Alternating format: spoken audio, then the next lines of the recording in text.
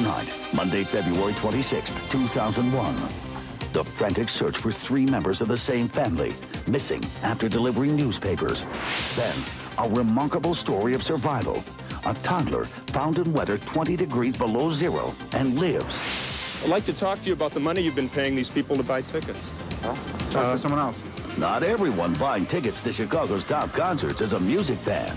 A Fox investigation shows who's getting the prime seats and how they're cashing in. And looking for your own special perfume? Create it yourself online. This is Fox News at 9. Good evening, I'm Walter Jacobson. And I'm Robin Robinson. And when they're not in a relationship, then they feel this emptiness. An emptiness that makes the love addict go from one bad love affair to another. Is it really an addiction? We'll explain. in order to feel better, you attach yourself to another human being. This woman thought her problem was an addiction to cocaine. Turns out she was addicted to something else called love. We'll explain in the Fox Files. Why is it that some people just can't stand to be alone? So much so that they're willing to endure unhealthy relationships just to have one. We'll explain the concept of love addiction. A special report coming up next in the Fox Files. Coming up, why have you gone from one relationship to another? What's the real reason you're unlucky in love? When Fox News returns.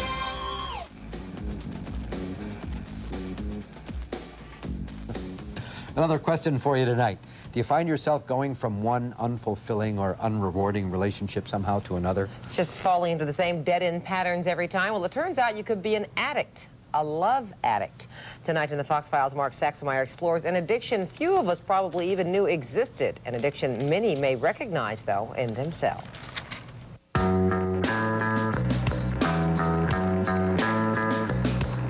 By all accounts, 40-year-old Margaret, a successful businesswoman and married mother of 2, had a problem. I started using drugs probably when I was about 14. And when I was about 19 at college is when I was first introduced to cocaine.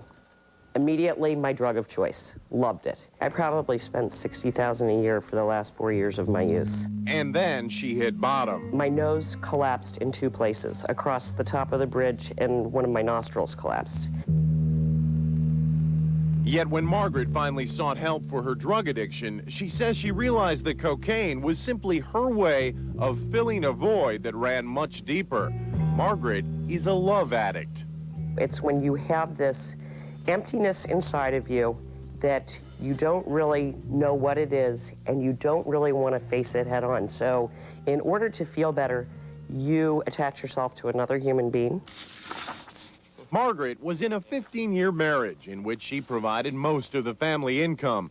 Her husband, she says, provided all of the infidelity. I really did tolerate unacceptable behavior in my marriage. I mean, I have always been sort of the pleaser in the relationship, the enabler, the person who finances everything. Still, she stayed in the relationship. I have a terrible fear of abandonment. You know, I make relationships and friendships, and I don't want them to end. I don't want to be left behind. The fear of being alone, even though I was terribly alone in this relationship, were just overwhelming for me.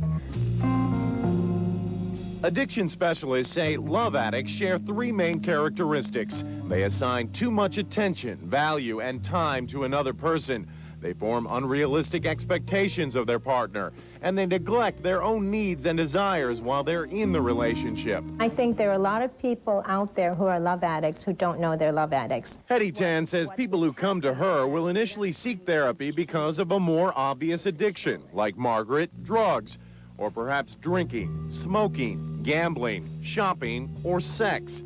That blatant problem, though, is often masking the real issue, she says, the personal relationships in their lives. They feel this emptiness. They feel this intolerable pain. Yet at the same time, Tan says the love addict tends to seek out emotionally unavailable partners who then only add to their pain and emptiness. I married a much younger woman.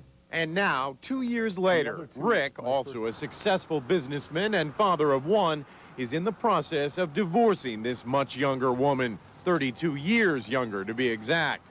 It's his 3rd divorce, And he says the same painful patterns have emerged each time. Oh, I accepted things that I just shouldn't have. If I was really a mature adult and felt good about myself, I wouldn't have taken or put myself in that position. Dating younger women was a way for me, I didn't think about this, but it was a way that I got attention, and it made me feel good about myself. But in the end, Rick found himself becoming more of a father figure to his wives and less of a husband. He found himself putting up with immature and inconsiderate behavior, he says, that he never should have tolerated. The lack of setting boundaries, the putting someone up on a pedestal and being a caretaker, that's part of the behavior of a love addict. Both Margaret and Rick are slowly overcoming their love addictions through therapy. There was a great sense of relief when I finally could say we need to be divorced. I have to basically start all over from scratch at 56. The process involves 3 phases: exploring childhood issues that may have led to feelings of rejection and abandonment, learning how to recognize and handle unacceptable behavior from a partner, and working to seek out relationships with people who are more emotionally available. If I work on my own recovery, my own personal recovery, then the choices I make will change, because then I will be attracted to a different type of person. You have to give up old habits and old ways, and change is hard, and change can take a lot of time, but it's amazing how if you keep working on it, just there are little triumphs that make you realize that you're healing. Mark SAXENMEYER, Fox News.